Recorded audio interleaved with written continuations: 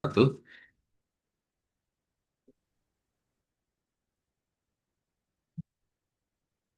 Waalaikumsalam Orang wabarakatuh. Pak Andri dan teman-teman semua. Sebelum saya mulai, eh, saya perlu konfirmasi dulu. Ini apakah mahasiswa peserta mata kuliah analisis Big Data dan Politik ya? Semua? Atau ada mata kuliah lain yang bergabung? Nggak ada ya? Berarti Big Data dan Politik semua.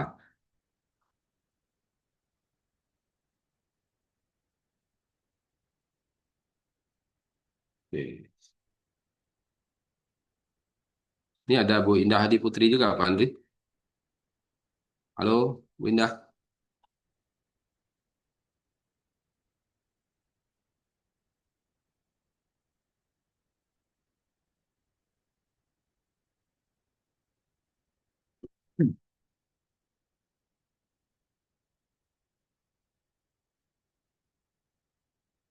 Baik, teman-teman semua. Kita mulai ya. Bismillahirrahmanirrahim. Alhamdulillahirrabbilalamin. Assalatu wassalamu ala asrafil anbiya wal mursalin wa ala alihi wa sahbihi ajma'in. Wa ba'du. Teman-teman semua peserta mata kuliah Big Data dan Politik ya yang eh, saya hormati. Ini kuliah kita yang kedua, pertemuan kedua, tapi materinya sebetulnya yang ketiga nih. Tapi karena kemarin kita tidak menuntaskan, ya karena ada peserta mata kuliah ini yang juga sedang ada mata kuliah lain pada waktu bersamaan, sehingga kita hentikan ya. Baik, sebelum kita mulai, saya ingin mengajak teman-teman semua untuk berdiskusi dulu, ya. Tolong kita sepakati minggu yang lalu bahwa metode kuliah kita ini menggunakan metode partisipatif. Jadi teman-teman semua, baik yang dari ilmu politik UNAN maupun juga dari Universitas Brawijaya yang bergabung di mata kuliah ini, eh, ada beberapa hal yang saya kira perlu kita diskusikan terkait dengan eh, politik dan big data. Ya.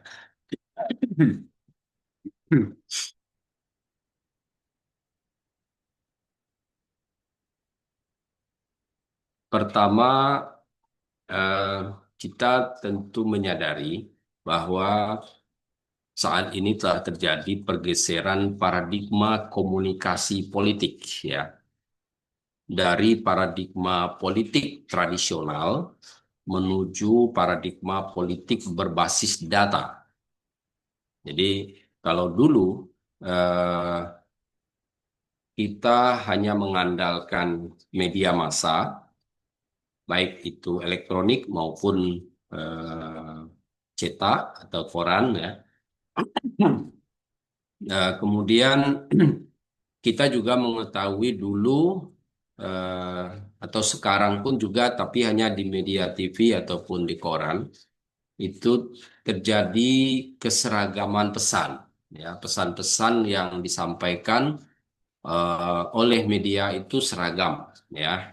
Nah, coba teman-teman bandingkan eh, pada satu isu politik tertentu, kita hanya menangkap bahasa bahasa yang sama karena biasanya media konvensional, TV dan koran, ya, cetak dan elektronik itu hanya mengulas berita atau hanya memposting berita yang disampaikan oleh satu sumber berita, ya, ataupun kadang-kadang di negara otoriter, ya, sumber berita itu sudah dikooptasi sehingga tidak banyak alternatif-alternatif berita atau informasi yang disampaikan.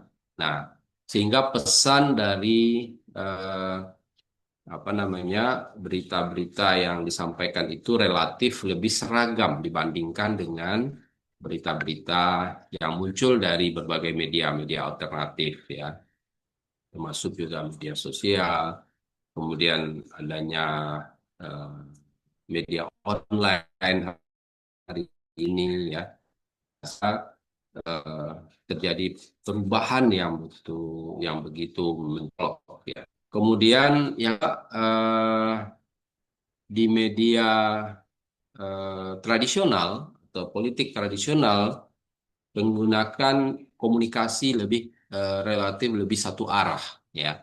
Satu arah dalam arti pembaca hanya mengkonsumsi berita. Nah, konsumsi berita itu lebih banyak di produksi berita lebih banyak dilakukan oleh eh, pemilik media atau eh, jurnalis yang meliput di lapangan gitu. Sehingga warga negara atau publik hanya bisa mengkonsumsi berita yang ditampilkan oleh media. Nah, coba bayangkan kalau seandainya media-media yang ada itu sudah dikooptasi, media-media yang ada itu sudah di dikontrol sedemikian rupa sehingga mereka hanya mampu mendapatkan satu sumber informasi saja, maka komunikasi yang terjadi hanyalah komunikasi satu arah. Nah, saya ingin lemparkan ini ke forum, ya, ke floor semua.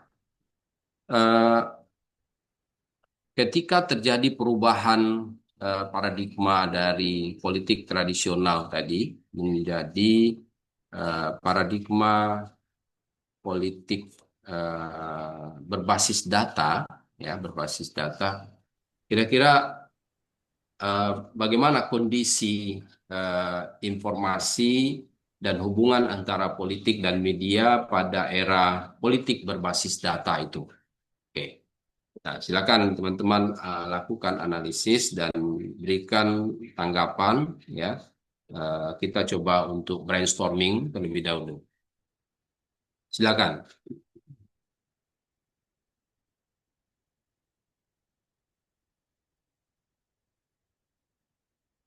Perubahan apa yang teman-teman rasakan ya di dalam politik berbasis data hari ini dibandingkan dengan politik tradisional ya dengan sumber informasi yang tadi saya gambarkan.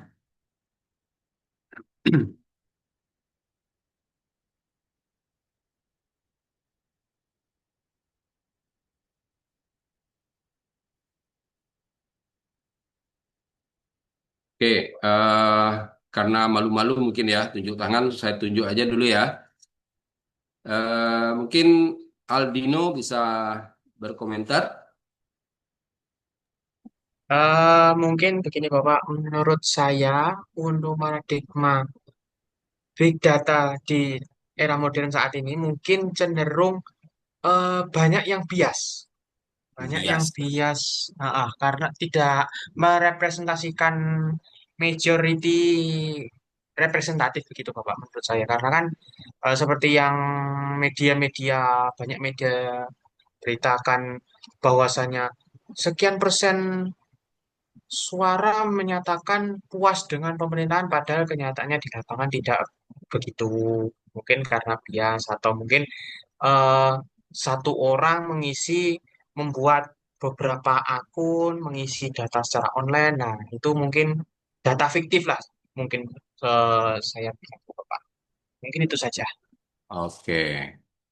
Jadi di era politik berbasis data ini peluang untuk terjadinya bias informasi lebih besar, begitu ya, Aldino ya. Betul, Karena Bapak. dimungkinkan adanya data-data yang bersifat fiktif yang disampaikan oleh warga negara, karena sumber informasi itu tidak hanya di satu sumber, tapi semua orang bisa menjadi produsen informasi ya, atau produsen data. Oke, silakan yang lain.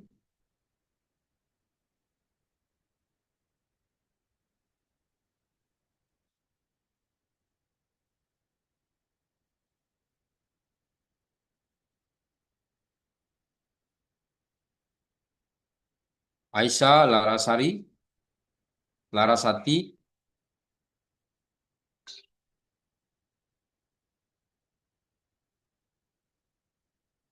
Ini kan tidak perlu harus membaca ya. Ini apa yang kita rasakan sehari-hari aja.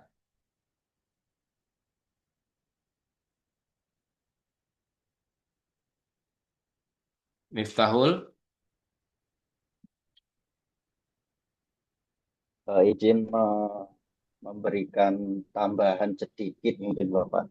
Kalau ya terkait silakan. media dalam berbasis data pada saat ini itu memang benar yang dikatakan oleh Aldino Jaki tadi, yang dimana cenderung bias atau kayak banyak data fiktif yang memang itu bodong atau apa tanggung jawabannya itu kurang. Nah, akan tapi jika di dalam konteks eh, media tradisional yang dimana mereka cenderung satu arah itu bisa jadi kayak adanya politik kepentingan Bapak, yang dimana kayak pada pasti pada media politik yang berbasis tradisional ini itu selalu mengandalkan kayak tokoh-tokoh elit lokal. Nah, bisa jadi dalam hal tersebut itu cenderung adanya politik kepentingan. Mungkin seperti itu dari saya. Oke. Jadi eh, politik berbasis data seperti yang disampaikan oleh Aldino itu juga punya peluang untuk terjadinya bias ya. Tapi politik tradisional ini lebih cenderung memunculkan politik kepentingan ya. Kepentingan para tokoh-tokoh yang mampu untuk memanipulasi data atau mengontrol informasi sehingga yang disampaikan itu hanya sesuai dengan kepentingan mereka. Begitu, tahu ya. Oke, terima kasih, Ya. Tahu. Silakan yang lain. Rifa mungkin. Kalau menurut saya Pak, berdasarkan kedua teman-teman tadi mungkin sudah menggambarkan salah satu sisi negatifnya. Mungkin kalau untuk sisi positifnya kita bisa mendapatkan data yang lebih kompleks dan cepat mungkin Pak. Oke, jadi dengan perkembangan teknologi dan media sosial yang ada, maka data atau informasi menjadi semakin kompleks dan komplit ya, lengkap dan kompleks. Kompleks itu sophisticated ya, lebih lebih apa, lebih banyak dan tentu berbeda-beda ya antara satu perspektif dengan perspektif lain. Kemudian tidak hanya berasal dari satu sumber gitu dan data ini menjadi sangat beragam. Oke, terima kasih Pak. Lanjut silakan yang lain. Apa perbedaan yang teman-teman rasakan politik berbasis data hari ini dengan politik tradisional hanya mengandalkan media-media tradisional?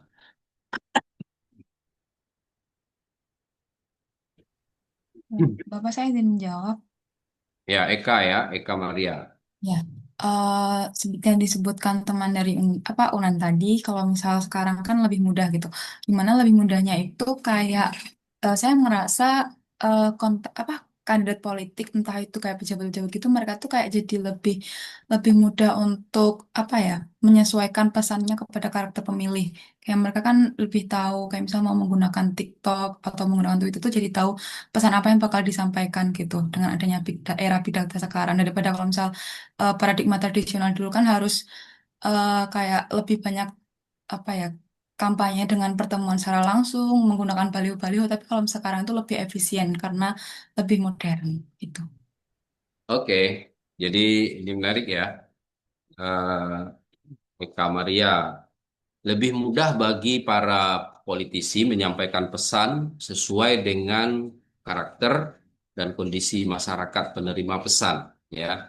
Nah, algoritma masing-masing itu juga akan mampu memberikan informasi terkait dengan apa sebetulnya yang dibutuhkan oleh masyarakat. Nah, sehingga para politisi, pemerintah itu juga bisa menyesuaikan informasi dengan apa yang menjadi kebutuhan dan aspirasi dari masyarakat gitu. Nah, ini juga sebetulnya menjadi dasar bagi para pendukung gagasan menghilangkan demokrasi dan mengembangkan ide datakrasi ya. Kalau demokrasi seperti yang pernah kita singgung minggu yang lalu itu anggota-anggota DPR atau parlemen kemudian pemerintah itu hanya mengandalkan pertemuan-pertemuan terbatas, informasi-informasi yang sangat seragam ya, kemudian juga terbatas jumlahnya, tapi dengan adanya big data, politik berbasis data ini bisa lebih presisi untuk menangkap aspirasi, sehingga distorsi antara apa yang dibutuhkan oleh masyarakat dengan apa yang diprogramkan oleh pemerintah itu eh, bisa menjadi lebih kecil ya, distorsinya menjadi lebih minimal. Nah, ini eh, salah satu perubahan yang mungkin kita bisa lihat di dalam era politik berbasis data ini. Oke, silakan yang lain.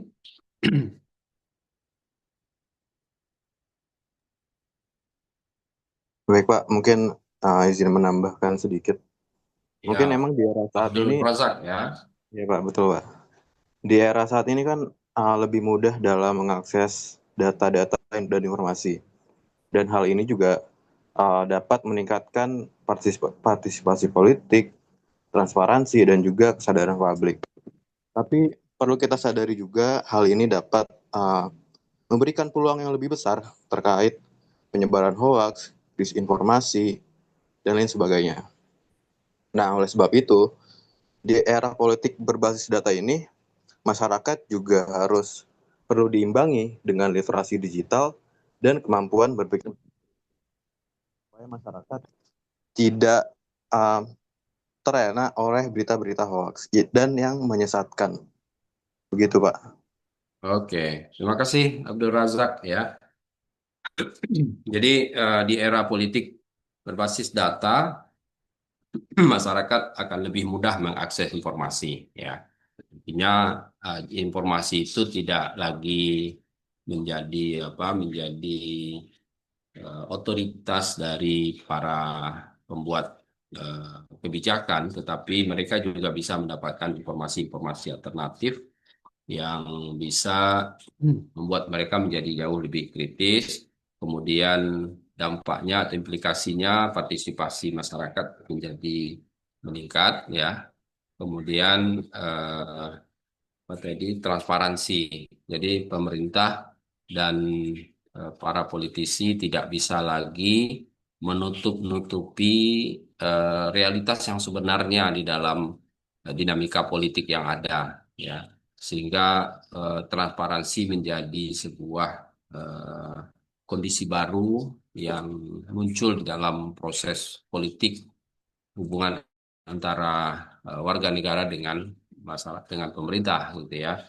Nah, kita bisa bayangkan kalau dulu informasi itu karena hanya dikuasai oleh satu otoritas ya, terutama pemerintah, sehingga informasi atau kebenaran itu didominasi ya oleh atau dikooptasi oleh pemerintah. Tapi hari ini kalau pemerintah bicara A, orang tahu A sampai Z-nya gitu ya. Tidak mungkin hanya kebenaran itu didominasi oleh para pembuat kebijakan saja. Dan kalau mereka coba-coba untuk menutup-nutupi atau memanipulasi informasi, maka implikasinya akan menjadi jauh lebih berat ya, beresiko tinggi terhadap reputasi pemerintah dan para politisi. Nah, kita bisa lihat, bayangkan ya, dari beberapa kasus belakangan, pemerintah mencoba-coba untuk berperilaku politik seperti beberapa tahun yang lalu, sebelum adanya media sosial. Nah, sekarang mereka akan menuai resiko-resiko politik yang sangat berat ya. Oke, dia akan dicecar, dia akan dihujat, dan dia akan diadili oleh netizen yang tidak hanya berada di dalam negara, tapi juga dari berbagai kawasan di dunia ini bisa mengkritisi mereka. Oke, terima kasih. Dan satu lagi tadi ada peluang-peluang negatif pun juga muncul ya. Ada hoax, ada disinformasi, ada misinformasi ya. Sehingga masyarakat yang tidak kritis, yang tidak punya literasi digital juga akan menjadi korban di dalam politik berbasis data hari ini ya. Oke. Lanjut, silakan. Masih ada yang ingin berkomentar? Izin menambahkan, Bapak. Oke, David, silakan. Yang saya rasakan dari Big Data ini sendiri, apalagi pada pemilu tahun 2024, yaitu adalah agenda setting yang dilakukan oleh para aktor-aktor politik. Mereka sangat mudah untuk mengatur daripada polarisasi media dan lain sebagainya, sehingga perilaku dari pemilih sendiri ini sudah diarahkan mau seperti apa. Contohnya seperti Prabowo yang pada tahun 2014 dia melakukan branding secara militeristik dan tegas. Tapi karena tahun 2024 ini memiliki big data yang sangat besar dan juga pemilihnya ini merupakan yang paling besar adalah pemilih muda dari Gen Z dan Gen Millennial, sehingga dia mengubah brandingnya dan dia juga mengatur ini melalui big data yang dimana dia mengubah perilaku pemilih yang tadinya dia merasa dia tegas menjadi eh, lebih santai, lebih lucu dan lain sebagainya. Jadi menurut saya big data ini bisa menjadi hal yang baik, tapi juga bisa menjadi hal yang buruk yang bisa merusak demokrasi sendiri. Jika para pemilihnya juga tidak kritis, ini akan menyebabkan demokrasi menurun. Tapi dengan big data, partisipasi politik juga bisa meningkat. Demikian, Bapak. Oke, baik, Davis Luis Tarigan ya. Nah, ini menarik ini. Eh, di satu sisi, David tadi melihat bahwa agenda setting akan mudah dimainkan oleh para politisi dalam event-event politik ya, dalam menanggapi isu-isu politik atau membangun opini gitu ya. Nah, sekarang pertanyaannya, mana yang lebih besar peluang bagi para politisi untuk melakukan agenda setting di tengah-tengah informasi yang amat luas hari ini dengan sumber-sumber informasi yang begitu terbuka dan akses informasi yang begitu mudah oleh masyarakat dibandingkan dengan pada era sebelum adanya eh, big data ya, dengan informasi yang begitu terbatas dan mudah dimanipulasi, mudah dikungkung oleh para politisi, penguasa.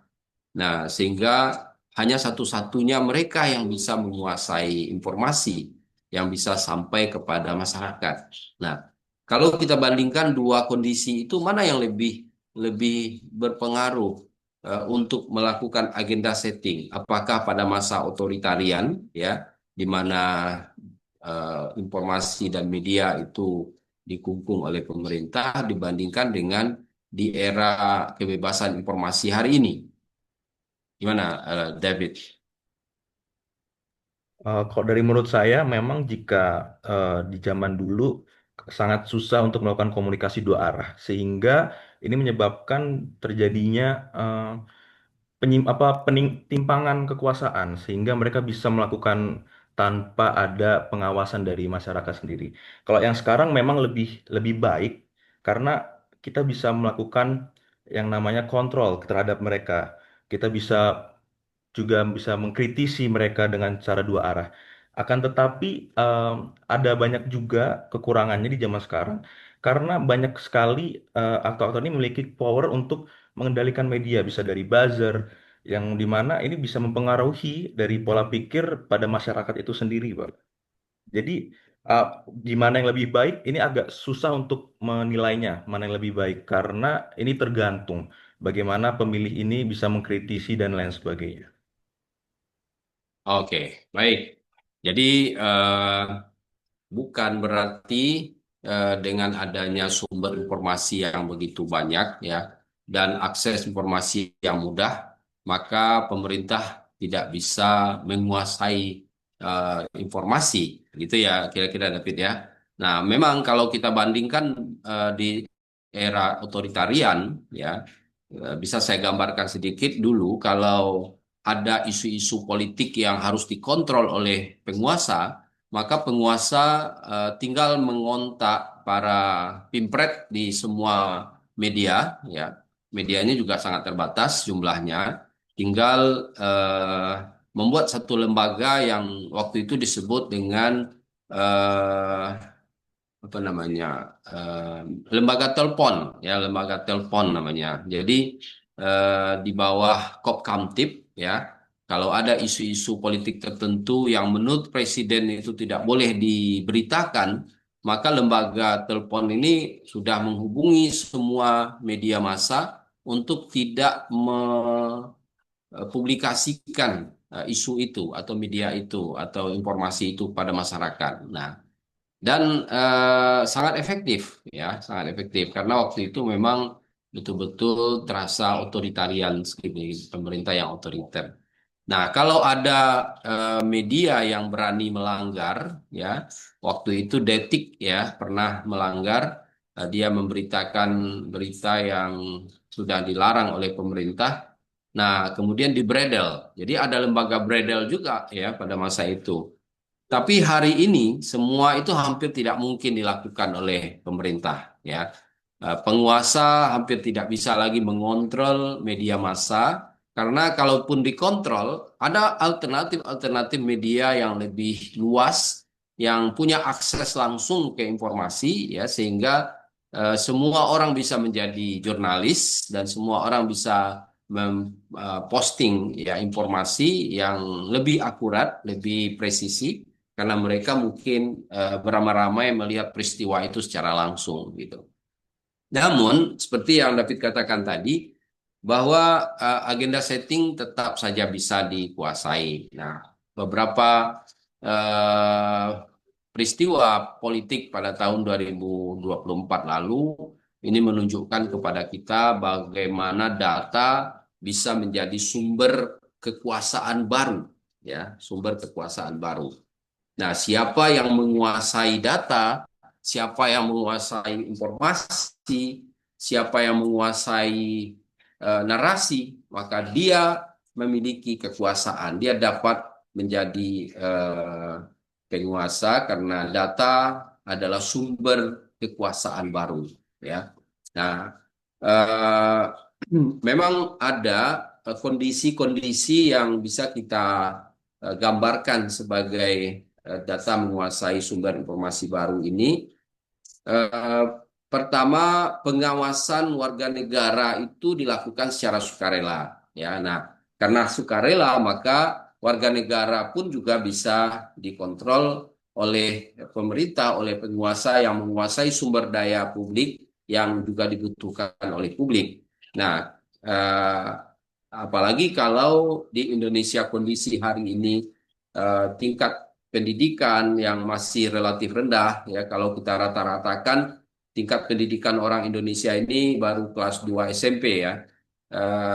Tapi di banyak tempat, banyak daerah di Indonesia justru masih jauh lebih rendah lagi. Nah, karena pengawasan ini dilakukan sukarela dan kemudian mereka juga tergiur oleh berbagai kompensasi yang disediakan oleh penguasa, maka proses pengawasan ini menjadi terkendala, ya. Nah, sehingga kehilangan daya kritis masyarakat dalam menangkap berita-berita yang disampaikan oleh penguasa dengan melakukan berbagai agenda setting tadi. Yang kedua, kondisi yang menyebabkan data bisa menjadi sumber kekuasaan baru itu adalah kebijakan banyak didikte kemudian oleh tren data, ya. Jadi tren data atau algoritma governance ini sering disebut sebagai algorithmic governance, ya. di mana kebijakan itu banyak didikte oleh tren data. Nah, sehingga kebijakan pun juga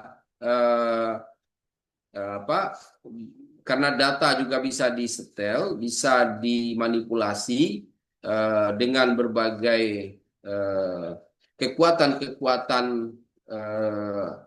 teknologi, ya, seperti membentuk suatu chatbot yang jumlahnya jutaan, ya, kemudian mempengaruhi opini publik, maka kebijakan-kebijakan yang diinginkan oleh pemerintah itu bisa disetel melalui data-data yang seolah-olah itu adalah aspirasi dan keinginan dari warga negara. Nah, padahal sebetulnya data-data itu sudah dimanipulasi.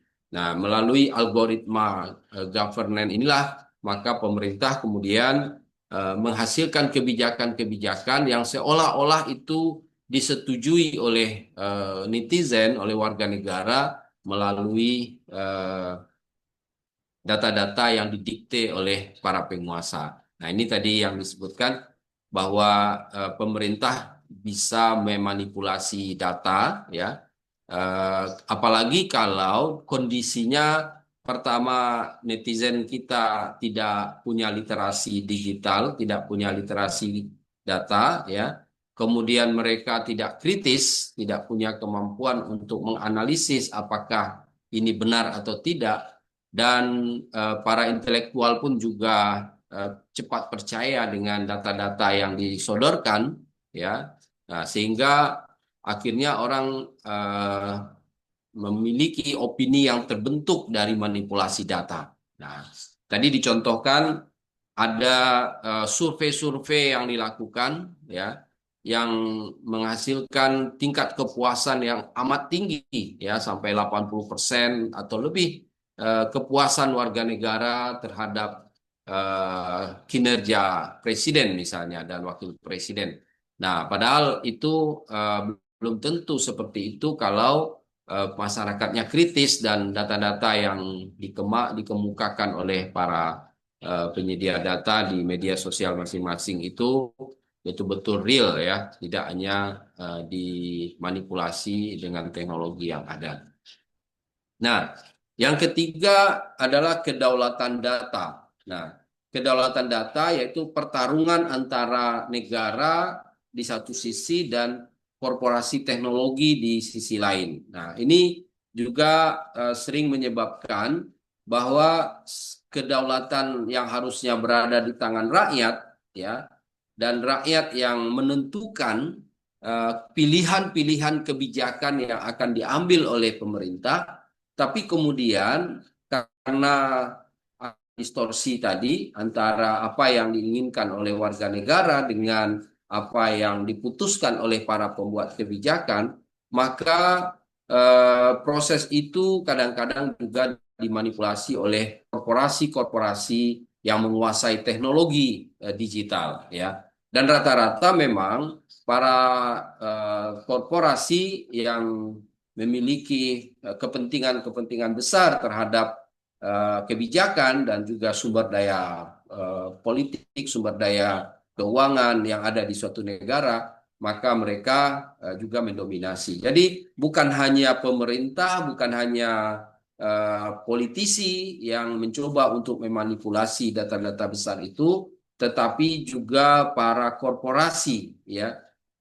Kalau kita lihat misalnya peran dari para pemilik dana besar, modal-modal besar, mereka jauh lebih lebih agresif dalam memanipulasi data hari ini dan jauh mengalahkan para politisi, gitu. Nah, karena itulah maka data hari ini juga berpeluang untuk menjadi sumber kekuasaan baru, ya. Data yang dikelola dengan cara-cara yang tidak benar, maka kekuasaan pun juga akan mudah dimanipulasi oleh kekuatan-kekuatan yang ada di media sosial. Nah, solusinya tentu bagaimana kita memperkuat literasi digital, ya, para warga negara sehingga tidak terlalu mudah untuk dimanipulasi.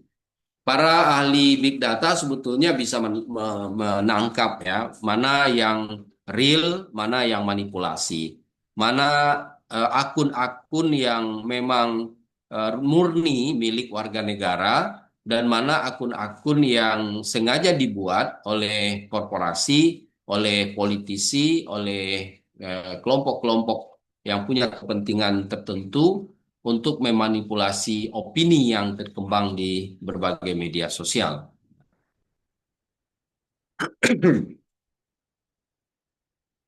Oke,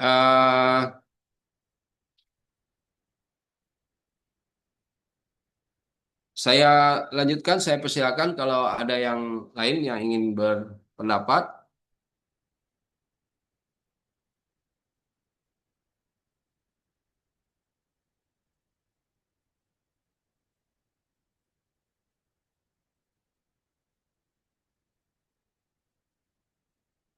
Kalau tidak, saya akan lanjutkan presentasi dulu sedikit ya.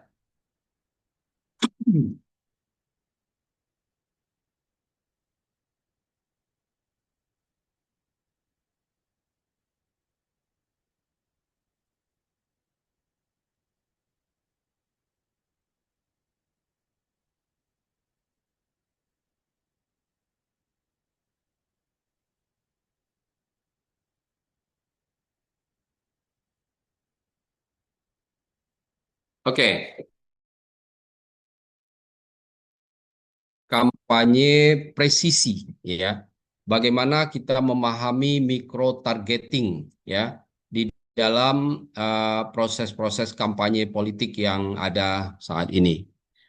Nah, teman-teman, sebetulnya di era teknologi digital dan era big data hari ini, bagaimana kampanye modern itu bekerja ya. Nah, para ahli sering menyebutnya dengan micro targeting ya. Micro targeting itu artinya tim-tim sukses politik atau para pendukung ya, para pendukung atau konsultan-konsultan politik dari para politisi ya atau tim sukses itu tidak lagi melihat warga negara ya atau masyarakat ini secara umum. Jadi dia tidak seperti biasa melihat ini warga negara ini disamaratakan semua, tidak ya. Warga Padang tidak dianggap sebagai suatu masyarakat yang sama. Warga Malang juga seperti itu. Nah, jadi dia melihat sebagai entitas-entitas yang beragam, melihat sebagai mahasiswa, melihat sebagai pencinta lingkungan, atau melihat sebagai kelompok atau komunitas ekonomi tertentu, melihat sebagai peminat seni tertentu dan sebagainya. Ya, nah mahasiswa salah satu kelompok ya yang dalam entitas hari ini yang juga menjadi target dari para politisi untuk berkampanye. Karena apa? Karena jumlah mereka itu sangat banyak, apalagi kalau mereka mampu untuk dipengaruhi melalui opini yang dikembangkan, maka berpotensi untuk mempengaruhi generasi-generasi muda yang lain. Nah,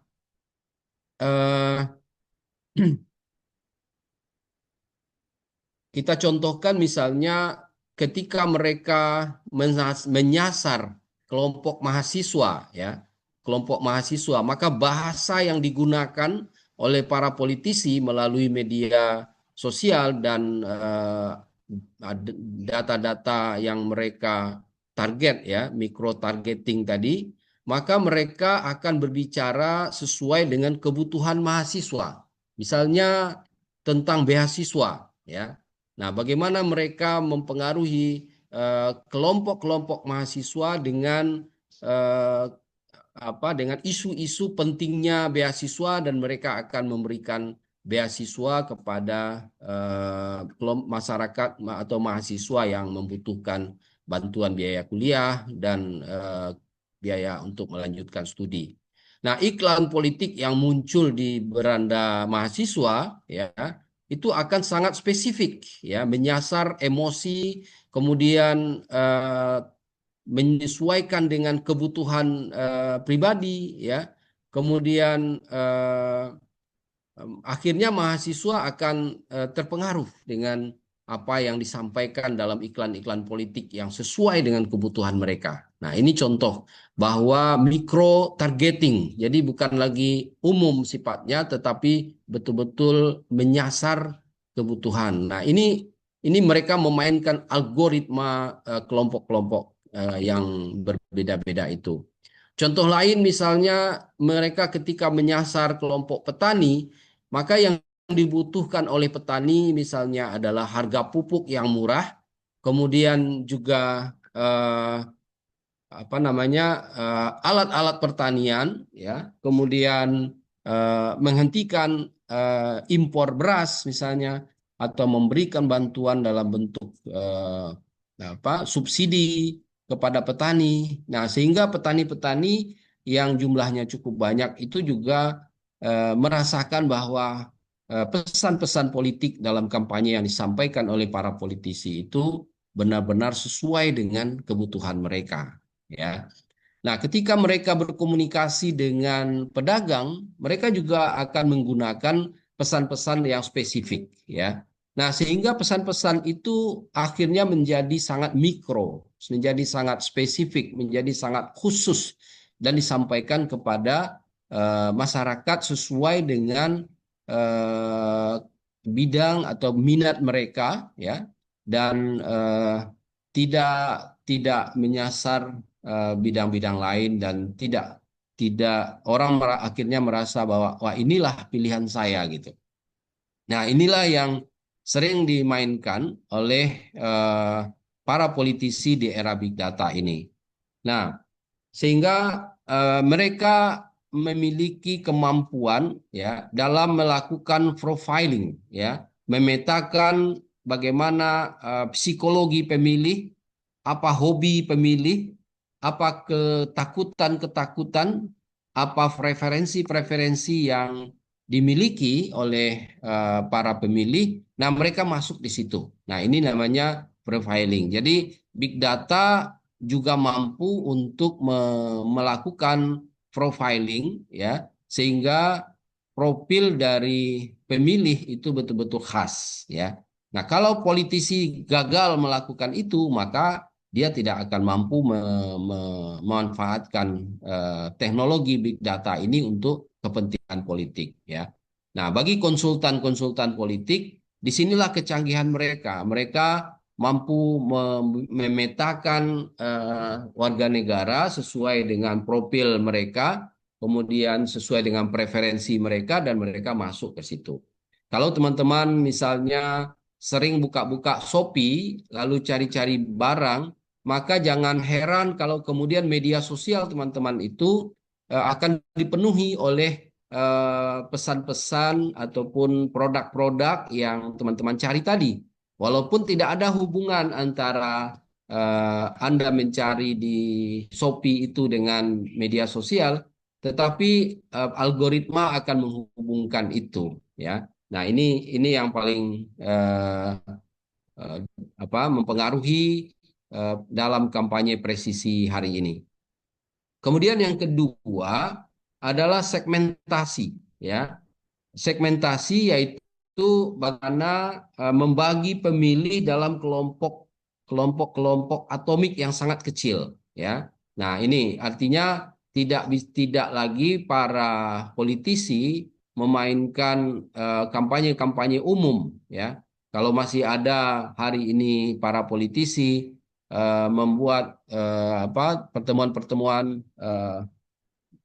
akbar misalnya dalam satu kampanye, maka itu pasti akan membuang-buang waktu, karena belum tentu itu yang dibutuhkan oleh warga negara. Tetapi kalau mereka bisa menggunakan media sosial, bisa menggunakan kanal-kanal khusus yang dimiliki oleh warga negara, maka kampanye mereka akan jauh lebih presisi, lebih sesuai dengan apa yang diinginkan oleh warga negara. Nah, yang ketiga adalah para politisi biasanya melakukan berbagai persuasi, ya, mengirim iklan yang spesifik yang menyasar emosi terdalam dari individu, sehingga dengan dengan melakukan persuasi itu, maka mereka akan jauh lebih mudah dalam mempengaruhi opini dan juga persepsi serta membangun membangun preferensi sesuai dengan apa yang diinginkan oleh para politisi, ya. Nah, begitulah alur proses dalam kampanye presisi, kampanye politik. Dan ini tentu bukan hanya kampanye di dalam pemilihan umum atau pilkada saja, ya. Di dalam upaya untuk meningkatkan reputasi atau legitimasi para politisi, mereka juga sering memainkan strategi-strategi micro targeting seperti ini. Nah, begitu juga di dalam menyusun kebijakan, ya. Ketika mereka menyusun satu kebijakan, nah tentu mereka juga harus melakukan pemetaan stakeholder. Nah, pemetaan stakeholder berbasis pada big data jauh lebih presisi dibandingkan dengan pemetaan stakeholder jika dilakukan secara manual. Ya, kalau dulu para analis kebijakan selalu berupaya untuk menganalisis apa yang diinginkan oleh stakeholder, lalu memetakan stakeholder itu, lalu melakukan pertemuan-pertemuan dengan stakeholder, sehingga mereka bisa tahu apakah stakeholder tertentu membutuhkan kebijakan A atau alternatif B atau alternatif C dan sebagainya, atau mereka berada dalam posisi apa, apakah mendukung kebijakan tertentu atau menolak kebijakan tertentu atau netral, ya, tidak punya pendapat sama sekali. Nah, ini biasanya dilakukan dengan pertemuan atau survei-survei. Tapi dalam era digital dengan era big data hari ini, proses panjang seperti itu tidak perlu lagi dilakukan, ya. Para politisi cukup melakukan cek ombak dengan memberi respon, ya, kepada media, memberikan treatment tertentu, lalu melihat bagaimana respon dari para netizen, warga negara yang bisa dilihat dari media-media sosial mereka. Nah, jadi amat mudah, ya, dalam melakukan kampanye yang presisi dengan melakukan micro targeting. Nah, namun demikian, seperti kita diskusikan tadi, tidak selamanya era politik berbasis data itu tidak punya kelemahan, ya. Ada banyak kelemahan atau patologi politik yang juga dimiliki di ruang digital itu, ya. Nah, pertama adalah computational propaganda, ya. Jadi pengguna bot seperti yang saya sampaikan tadi bisa satu orang mengendalikan sampai 4 juta chatbot, ya, di dalam satu akun, ya, dan setiap hari bisa berubah, ya. Ketika isunya A, maka mereka bisa bangun akun sampai 4 juta dan mereka kemudian menggunakan bot-bot dan troll, ya, untuk melakukan simulasi dukungan. Padahal sebetulnya itu hanya dimainkan oleh satu orang. Seolah-olah itu adalah pendapat, komentar yang dilakukan oleh jutaan netizen, ya. Nah, ini disebut dengan computational propaganda, propaganda berbasis komputer, di mana warga negara bisa terpengaruh, ya, dengan komentar-komentar yang dilakukan oleh para netizen yang memainkan chatbot-chatbot seperti itu. Nah, kita perlu pahami itu bahwa ketika kita melakukan analisis big data, ya, maka yang pertama yang harus kita eliminasi adalah akun-akun yang bukan merupakan akun real, ya, bukan akun sebenarnya, tapi adalah akun bot, ya. Nah, ini ada caranya. Nanti kita tinggal filter dan kemudian dikeluarkan. Nah, sehingga yang dianalisis itu betul-betul adalah data-data yang yang real ya, data-data yang bukan termasuk data-data yang dimanipulasi oleh orang-orang tertentu ya. Nah, terutama para buzzer-buzzer ya. Biasanya buzzer dibayar untuk mengendalikan eh, chatbot-chatbot seperti itu. Nah, yang kedua adalah echo chamber ya, di mana algoritma yang hanya menyajikan informasi yang kita sukai. Nah, ini yang paling parah.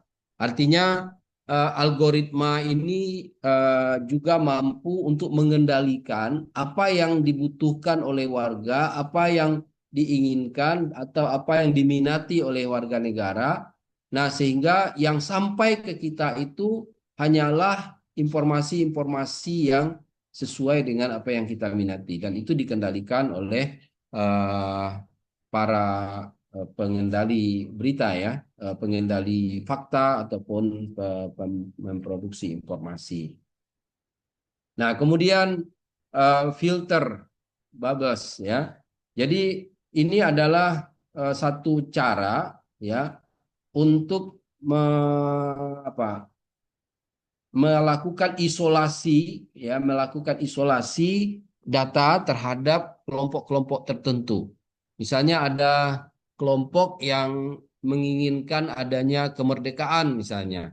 Lalu kemudian data-data itu difilter sedemikian rupa sehingga informasi-informasi yang mempengaruhi mereka, emosi mereka, agar mereka seolah-olah mereka mendapatkan dukungan untuk keinginan politik mereka untuk merdeka itu tidak ada sama sekali, dan yang sampai ke akun mereka itu hanyalah informasi-informasi yang sebaliknya, yang akhirnya mempengaruhi pendirian mereka, yang mempengaruhi aspirasi mereka ya, sehingga para politisi bisa merubah cara pandang, merubah cara pikir mereka atau merubah persepsi mereka melalui berbagai strategi-strategi filter tadi ya. Jadi bubble ini adalah satu alat yang bisa dimainkan oleh para politisi ketika mereka mengontrol informasi yang sampai ke media-media sosial. Nah, ini teknologi digital, patologi-patologi politik ya, penyakit-penyakit politik di dalam era digital hari ini.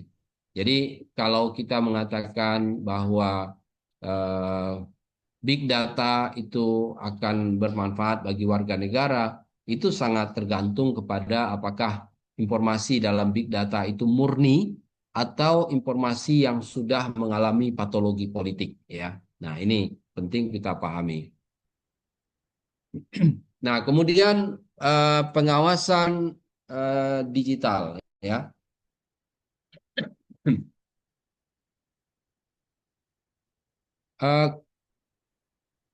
Dan banyak ancaman yang muncul dari penggunaan media sosial hari ini yang sangat mengganggu privasi dari warga negara ya.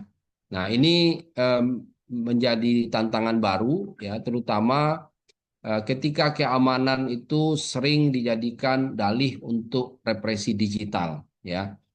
Nah, represi digital kadang-kadang juga lebih parah dibandingkan dengan represi politik di era tradisional dulu. Ya, kalau dulu represi dilakukan oleh militer, misalnya oleh birokrasi, nah kemudian warga akan bisa memahami dan melihat siapa aktor-aktor di balik itu secara jelas, ya, sehingga mereka bisa memikirkan bagaimana cara menghindari represi itu, ya, atau melakukan penolakan terhadap represi yang dilakukan oleh pemerintah atau junta militer.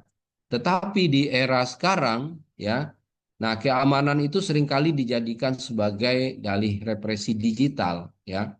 Nah, komersialisasi data pribadi misalnya, data-data pribadi yang banyak kita masukkan ke berbagai aplikasi-aplikasi yang dikelola oleh pemerintah atau oleh agensi-agensi pemerintah, ya, seperti kependudukan, data-data kesehatan, atau data-data pendidikan misalnya, dan data itu kan cukup beragam dan kadang-kadang itu dimanipulasi, ya, dikomersialisasikan oleh kelompok tertentu, oleh pemerintah biasanya, atau oleh agen-agen tertentu di belakang birokrasi.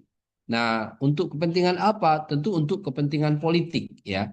Nah, misalnya umur warga negara itu sangat sangat mudah bagi mereka untuk memanipulasi data berdasarkan umur usia, ya. Karena algoritma seseorang itu juga kadang-kadang dipengaruhi oleh usia, ya. Data-data atau informasi apa yang dibutuhkan oleh orang-orang tua, data-data atau informasi apa yang dibutuhkan oleh anak-anak muda, oleh remaja, oleh anak-anak dan sebagainya. Nah, algoritma itu juga akan bekerja. Nah, data-data pribadi tentu akan menjadi sangat berpengaruh, ya, dan itu yang kadang-kadang dimainkan oleh para politisi. Nah, kemudian itu juga menimbulkan potensi penyalahgunaan data oleh rezim otoriter. Nah, ini yang paling berbahaya.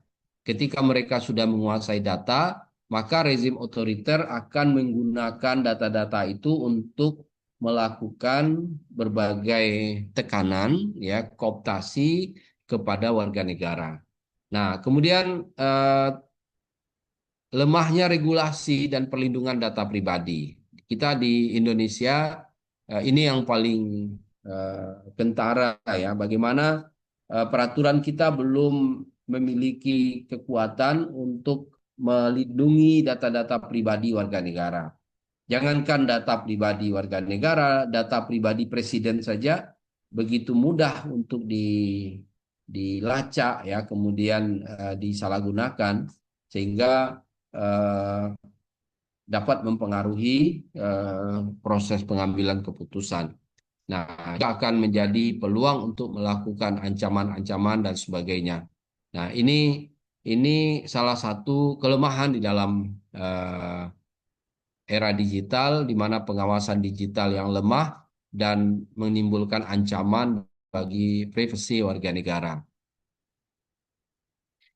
Nah, ini studi kasus, ya, studi kasus yang cukup sering dibincangkan, yaitu Cambridge Analytica, ya. Kita bisa bedah kasus ini. Mereka melakukan atau memanen data dari jutaan pengguna Facebook, ya, untuk membangun satu profil psikografis, ya. Nah, lalu kemudian data-data di Facebook itu mereka perjualbelikan. Nah, itu bayangkan berapa ratus juta pengguna Facebook hari ini dengan data-data dan algoritma yang sudah jelas, ya, apa saja kebutuhan mereka, apa yang mereka sukai, apa yang mereka sering posting, apa yang mereka sering teruskan kepada pengguna lain dan sebagainya, berapa jumlah jejaring mereka. Nah, ini adalah profil, dan profil ini adalah profil yang mudah untuk dibangun psikografis, ya, gambaran psikologis mereka. Nah, hasilnya mereka bisa melakukan atau memicu rasa takut, ya, atau harapan pada pemilih mengambang, ya. Pemilih mengambang itu artinya pemilih yang belum menentukan pilihan mereka kepada siapa mereka akan menjatuhkan preferensi politik mereka. Lalu kemudian orang-orang seperti ini adalah target, ya, target yang mudah bagi mereka untuk menyasar. Nah, masa mengambang, ya, masa mengambang. Mereka tidak punya partai politik tertentu, mereka tidak punya orientasi kandidat tertentu, mereka tidak punya pilihan berdasarkan daerah, mereka juga tidak punya pilihan berdasarkan kepada kandidat ataupun kealumnian dan sebagainya, atau berdasarkan psikologi sosiologis. Nah, ini biasanya menjadi target, ya, bagi para pengguna media atau para politisi ya di dalam mempengaruhi opini-opini ataupun preferensi pemilih. Nah, kasus Cambridge Analytica ini adalah kasus yang sering dijumpai ya, yang sering muncul di dalam banyak kasus hari ini, di mana secara permanen ya data 87 juta pengguna Facebook itu tanpa izin digunakan ya di dalam satu kontestasi politik di Amerika. Nah, dampaknya adalah terjadi manipulasi emosi pemilih mengambang tadi, dan kemudian mereka bisa menjatuhkan pilihan kepada apa yang diinginkan oleh para politisi. Nah, pelajaran yang bisa kita ambil di sini adalah data bisa digunakan sebagai senjata politik ya. Data bisa menjadi sumber kekuasaan dan data juga bisa menjadi sumber distorsi dalam proses pembuatan kebijakan.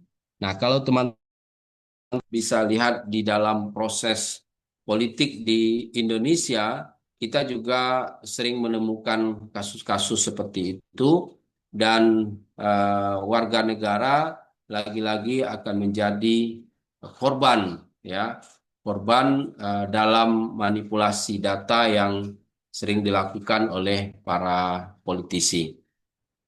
Nah, saya kira mungkin itu sedikit gambaran bagaimana big data atau politik berbasis data hari ini bisa dimanfaatkan oleh kelompok-kelompok tertentu, oleh para politisi, oleh pemerintah, oleh birokrasi dalam mencapai tujuan politik mereka, ya. Dan lagi-lagi kalau warga negaranya adalah warga negara yang tidak punya literasi politik, tidak punya kemampuan kritikal yang tinggi dalam membaca data, dalam menganalisis informasi, maka mereka dipastikan akan menjadi korban politik digital hari ini.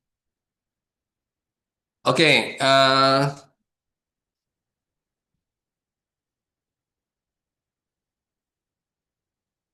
sekarang kita lanjutkan diskusinya. Menurut Anda semua, apa peluang dan ancaman, ya?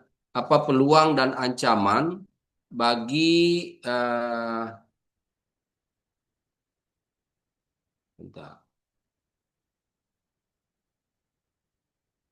penggunaan big data dalam politik, ya. Nah, sekarang kalau tadi banyak contoh-contoh ancaman yang saya sampaikan, sekarang mari kita coba identifikasi apa saja peluang-peluang yang kita bisa miliki atau para politisi dapat memanfaatkan selain yang tadi sudah saya sampaikan, dan apa juga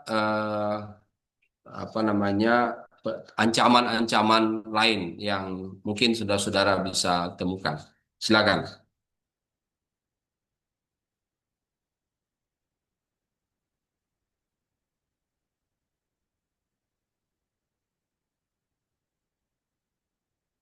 Sekarang kita fokus di peluang dulu. Apakah big data itu selalu buruk seperti tadi?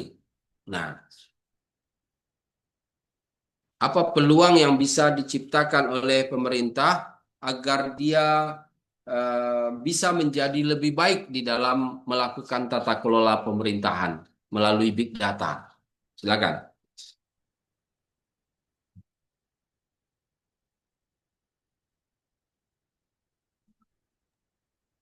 Izin jawab. Ya, silakan Pijar.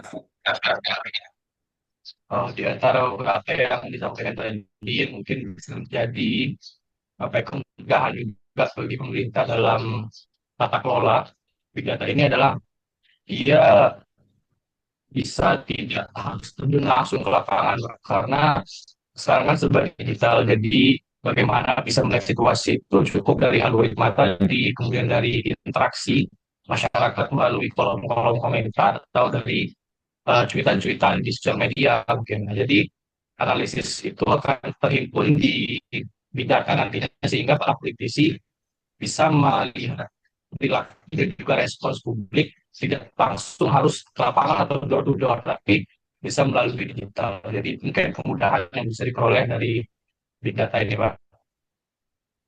Oke, jadi big data akan mempermudah pemerintah untuk bisa berinteraksi langsung dengan warga negara, gitu ya. Tidak harus melalui pertemuan-pertemuan langsung antara pemerintah dengan warga. Dan tentu juga pertemuannya tidak harus dilakukan berkala dalam 1 bulan atau 3 bulan atau 1 tahun sekali, tapi bisa real time, ya real time, dan pemerintah bisa langsung menangkap aspirasi mereka. Oke, silakan yang lain.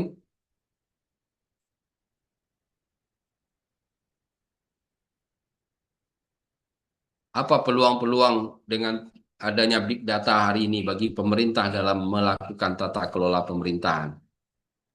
Saya izin menjawab, Pak. Ya, Eka, silakan. Menurut saya dengan era big data ini ada peluang besar di mana pejabat ataupun aktor politik itu bisa membangun personal branding mereka yang kuat atau autentik gitu. Karena dengan adanya entah itu kayak media sosial itu tuh memungkinkan politisi untuk menampilkan entah itu sisi pribadi mereka, nilai ataupun gagasan mereka secara langsung kepada pendukung-pendukung mereka gitu, kepada publik juga. Tanpa harus melalui media arus utama. Selain itu, karena era big data ini, aktor politik itu bisa dengan mudah juga untuk merespon isu yang terjadi secara cepat dan adaptif gitu. Karena dengan adanya pemantauan data secara real time, secara apa ya, apa up to date gitu, politisi itu bisa segera menyesuaikan narasi apa sih atau kebijakan apa sih yang harus dilakukan ketika muncul isu tersebut di masyarakat. Oke, baik. Terima kasih Eka Maria Mahdalina ya. Jadi benar bahwa para politisi dan para penguasa, para pejabat pemerintah tidak lagi harus menggunakan biaya yang mahal untuk bisa melakukan marketing figur, ya. Mereka bisa melakukan personal branding melalui media sosial mereka, kemudian bisa mereka hubungkan dengan para konstituen mereka, dan tanpa harus menggunakan media arus utama yang berbiaya mahal, ya.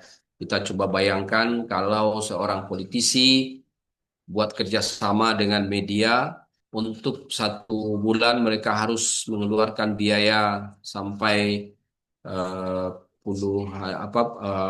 jutaan, ya, sampai minimal 5 juta untuk 1 orang 1 bulan. Kalau itu dilakukan selama 12 bulan atau 1 periode kepemerintahan, itu baru untuk 1 media, ya, dan belum tentu warga negara membaca media itu. Nah, ini salah satu. Jadi peluangnya sekarang terbuka luas, ya. Dia bisa menggunakan kanal-kanal media sosial dan juga kanal-kanal media online, sehingga mereka bisa melakukan personal branding atau marketing figur secara real time dan dekat dengan publik. Dan komunikasi tentu jadi 2 arah, ya. Publik bisa juga memberikan like, bisa memberikan komentar, bisa memberikan kritik, saran, usulan dan sebagainya, sehingga lebih mudah untuk mereka mereka terima pesan-pesan yang disampaikan oleh para pejabat pemerintah. Oke, terima kasih Eka. Silakan yang lain. Izin Pak, Oke, Miftah. mungkin peluang dari adanya big data ini menurut saya itu lebih transparansi. Jadi kayak masyarakat itu pemerintah itu kayak lebih terbuka dengan adanya transparansi ini, dan masyarakat juga bisa dapat melaksanakan pengawasan atas kinerja yang ada di masyarakat. Mungkin itu, Pak. Oke, ya. Jadi karena pemerintah membuka informasi melalui kanal-kanal yang mereka miliki, baik kanal ofisial ataupun kanal pribadi, maka transparansi adalah implikasi dari semua itu, ya. Nah, pemerintah dengan mudah untuk membuka informasi yang mereka yang dibutuhkan oleh warga negara, dan kemudian warga negara dengan mudah untuk melakukan pengawasan terhadap apa yang dilakukan oleh pemerintah. Dan tentu implikasi dari transparansi tersebut adalah adanya trust, ya. Jadi trust adalah dampak dari transparansi. Dan kalau pemerintah tidak transparan, maka trust akan menghilang. Kalau pemerintah transparan, membuka informasi secara real, ya, secara terbuka dan tidak ada yang ditutup-tutupi, maka kepercayaan masyarakat terhadap pemerintah juga meningkat dan akhirnya pemerintah juga harus siap untuk diawasi setiap saat oleh warga negara. Oke. Baik, terima kasih Miftahul. Lanjut kalau masih ada. Izin menambahkan, Pak. Ya, Luis Tarigan. Kalau peluang untuk tata kelolanya sendiri, menurut saya itu ada 3 kata kunci ya, Pak. Yang pertama itu ada praktis, efisien, dan juga berbasis bukti. Kalau efisien tadi sudah dijelaskan bagaimana cara branding ini lebih efisien, anggaran bisa dialokasikan dengan secara baik, dan yang paling penting adalah berbasis bukti. Misalnya kita ingin merumuskan kebijakan, ini kita bisa menggunakan data kuanti untuk melihat data realnya itu seperti ini, bukan secara asumtif saja, sehingga kebijakan ini bisa tepat sasaran gitu, Pak. Dan juga kalau praktis ya mungkin yang zaman dulu kita mengurus sesuatu itu ada tahap-tahap birokrasinya, mungkin karena ada big data ini tidak perlu lagi membawa seperti KTP, KK dan lain sebagainya, tinggal sebutkan nama saja. Mungkin seperti itu, Pak. Oke, terima kasih David Luiz Taligan ya.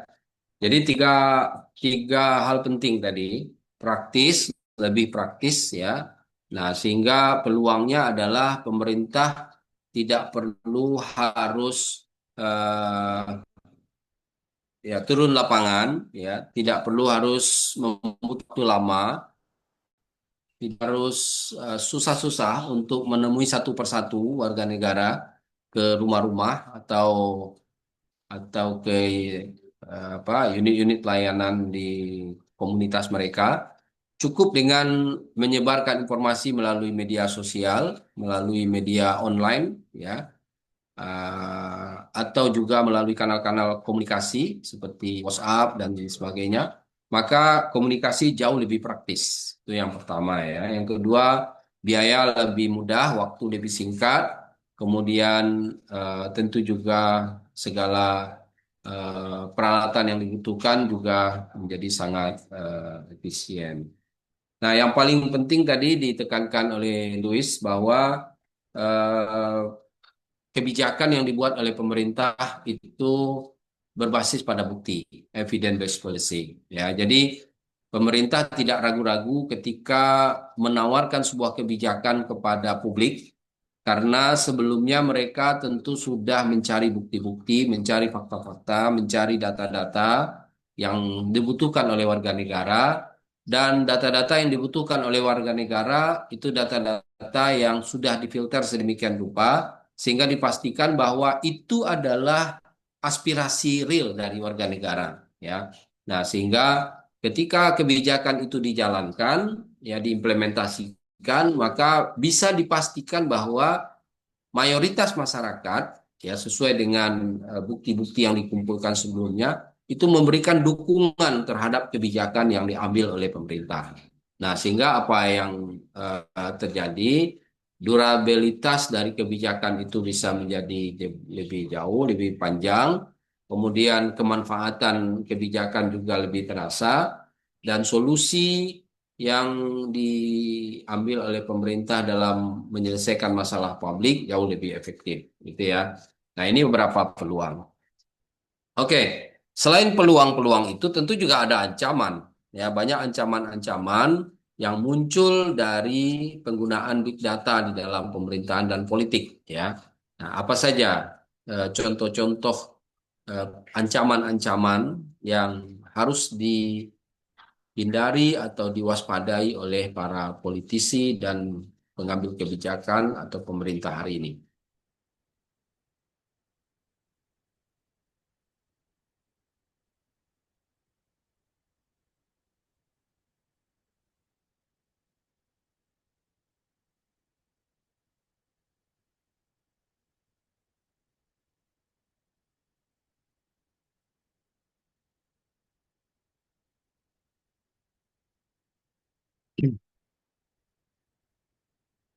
Oke, ini karena ada teman-teman UB ada kuliah ya.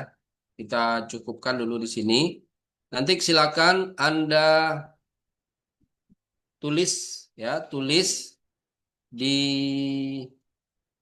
saya kirimkan nanti linknya, kirim, tulis nama dan tulis pemikiran Anda tentang ancaman apa saja yang akan dihadapi oleh para politisi, oleh para pemerintah pengambil kebijakan terkait dengan eh, politik berbasis data atau penggunaan big data di dalam politik hari ini. Oke, saya akan kirimkan ke grup dan silakan Anda tulis di situ.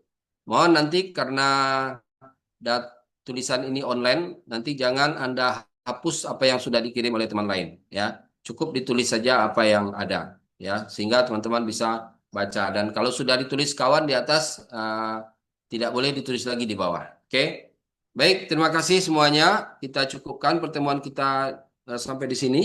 Dan selamat mengikuti kuliah yang lain bagi teman-teman di UB. Bila taufiq wa hidayah. Assalamualaikum warahmatullahi wabarakatuh. Waalaikumsalam warahmatullahi wabarakatuh. Terima kasih, Pak. Waalaikumsalam.